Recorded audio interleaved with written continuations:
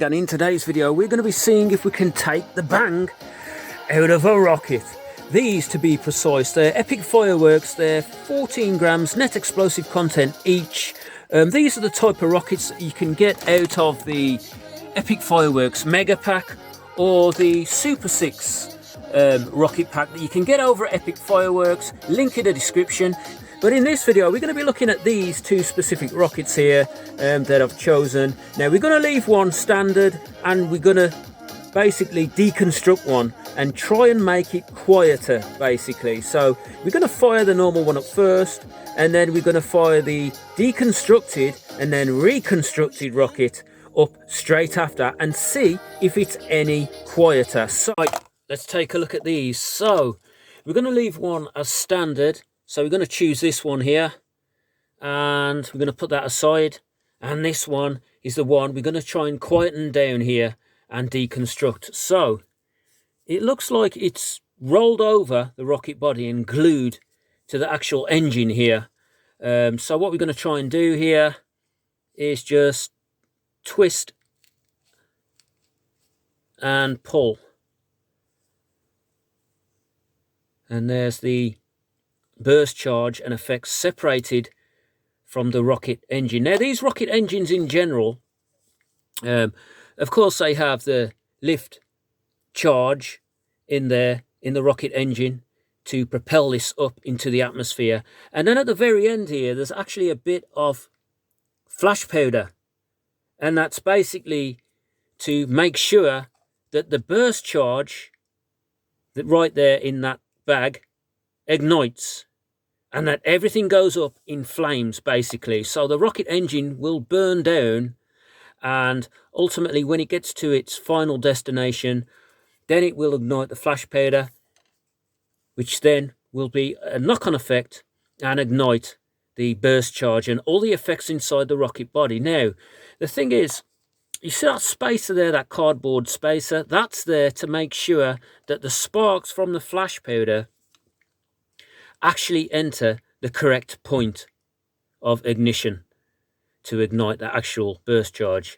However, what I want to do is I want to relieve this rocket of its bang. So ultimately, what I have to do is relieve it of the pressure that's inside the rocket housing here. So how we're going to do that is we're just going to twist the top, and in here there should be another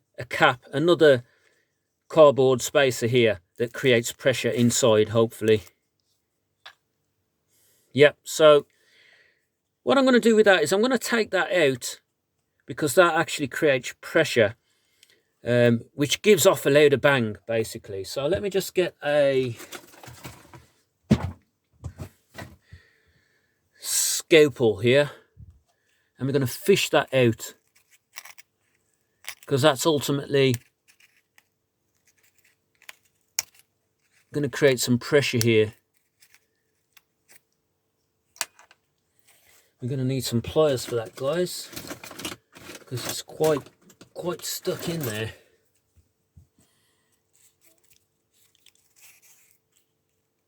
Okay, so there's the two spacers that created the pressure inside the rocket body, and I don't know if you can see that there. You can see all the stars and the crackles and the flash powder. Now, in most modern rockets these days, we're using flash powder, which really isn't a European equivalent, a Western European equivalent to old-fashioned black powder, which ultimately is Asian, isn't it? But we tend to use flash powder in modern fireworks now, which is a combination really of aluminium powder and potassium perchlorate. So we've relieved that of its pressure there. But what I want to happen is I want it to operate as normal. So I think I'm just going to push this back on here.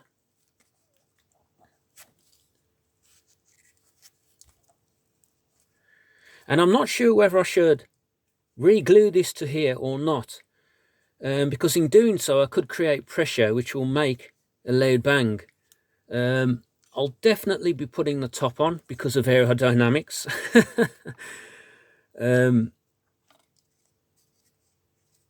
But yeah, I might just put it on loosely though, because I do want this thing to go up and go off as normal. Because what I don't want to happen is for this to propel itself up in the air and then the rocket body fall off or just blow off when the engine powder hits the flash powder here, without getting too deep and complicated about the reasons why that could happen. However, what I'll do is I'll just get a strip of tape here and I'll put that on, and then I think we'll be ready to go. I'm really not going to touch the burst charge ingredients inside. You know, I've relieved it of the top spacer, which should quieten it a lot. So I'm just going to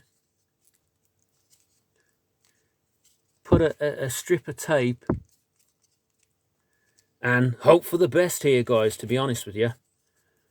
I'm just going to compare it to that to see where that... Just going to compare it. You make sure to turn it and make sure that it's in the same position as the unmolested rocket here, which we're also going to fire.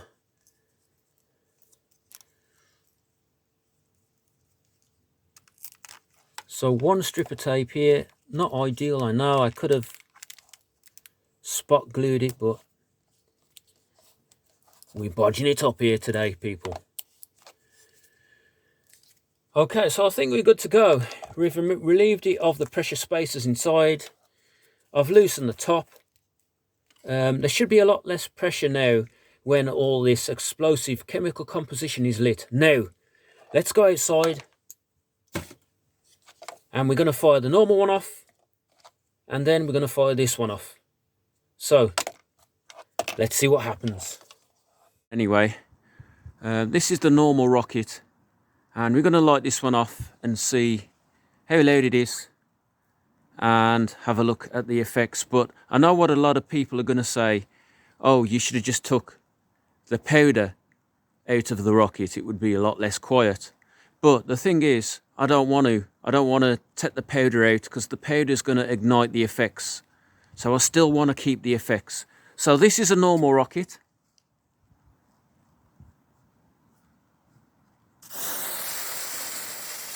Let's have a look at this.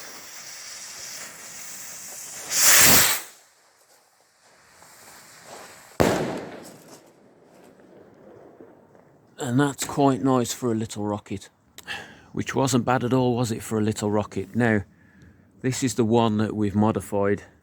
Hopefully it'll be quieter, but it won't stop the effects from being ignited. So it'll operate as normal, but hopefully it'll be quieter, basically. So let's see what happens, guys.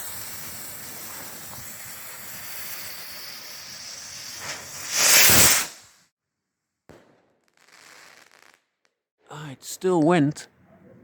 There was a slight delay. Was it quieter? I think it was a bit quieter, but not much difference. I should have taken out some of the powder out. So next time, I think we'll try that. But thanks for watching, guys, and I'll see you in the next video.